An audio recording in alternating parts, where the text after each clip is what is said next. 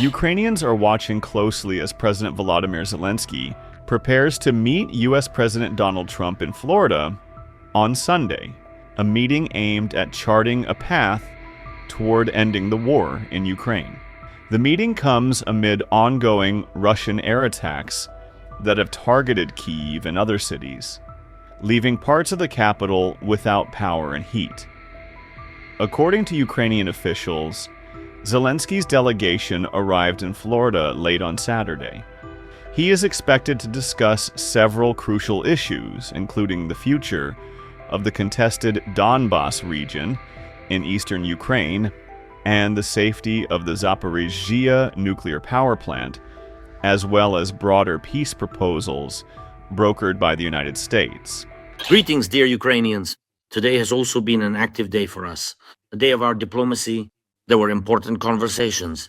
Patriarch Bartholomew, I am grateful for the Christmas greetings to Ukraine and all Ukrainians, as well as for the clear support of true values of peace and respect for human life, for the protection of life.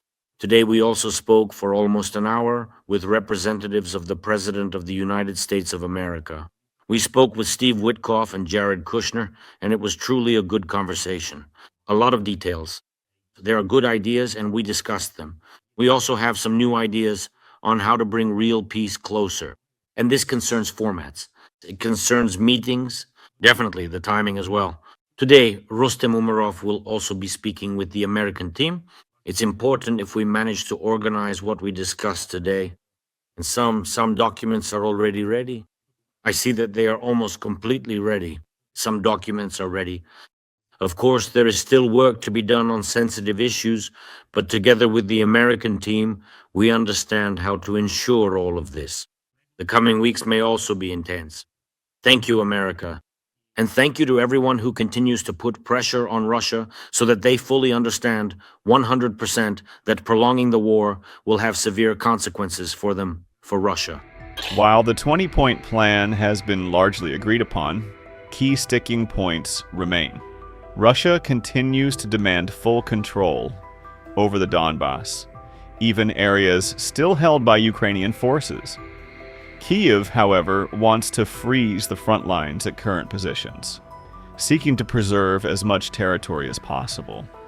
The United States has proposed a potential compromise, including a free economic zone if Ukraine withdraws from contested areas, though details remain unclear.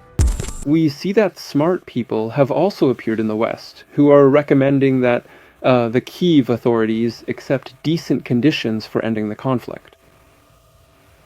And they provide good basic conditions for ensuring Ukraine's security for a long-term historical perspective. Conditions for restoring relations with the Russian Federation and for restoring Ukraine's economy. But we see that even today, unfortunately, the leaders of the Kyiv regime are in no hurry whatsoever to resolve this ongoing conflict by peaceful and diplomatic means. In fact, they continue to delay and avoid taking any real steps toward a genuine and lasting resolution. And if the Kyiv authorities do not wish to end this matter peacefully, we will solve all the tasks before us during the special military operation by military means. Zelensky has signaled a willingness to explore compromises, even suggesting that the full 20-point plan could be put to a Ukrainian referendum if Russia agrees to a 60-day ceasefire to allow preparations. Today I spoke with the Prime Minister of Norway. I am also grateful to Jonas for his unwavering support. I informed him about where things currently stand in our conversation with America. Jonas and I also discussed possible next steps we could take together. And I will also speak with other European leaders so that all of us, all together, move at the same pace and with a shared goal. True security, true recovery, true peace. This must be achieved. Today, Pavlopolisa gave a report on issues that are giving us more opportunities at the front. I have signed decrees to honor our soldiers with state awards, and everyone who is now defending our positions, all those currently on combat missions, at combat posts, everyone who is providing Ukraine with protection from Russian assaults, from Russian strikes, all of you, our warriors, are making our diplomatic position stronger. Thank you. Thank you to everyone who fights for Ukraine as if for themselves. Christ is born. Let us glorify him.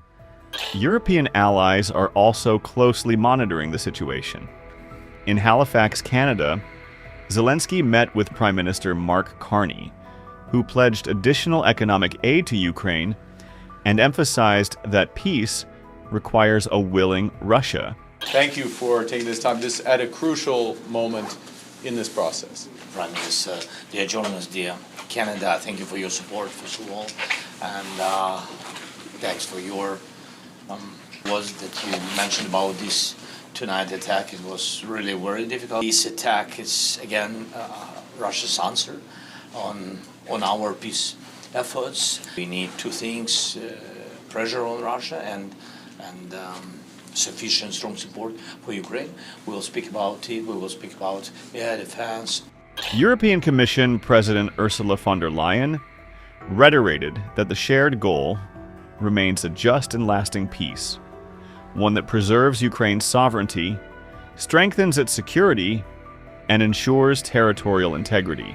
Ukraine's need for the years 26 and 27 are around about 137 billion euros. Europe should cover 2/3, and this is not just about numbers. This is about strengthening Ukraine's ability to secure a real peace, one that is just, one that is lasting, one that protects Ukraine and thus also protects Europe. And it is also about ramping up the cost of war for Russia.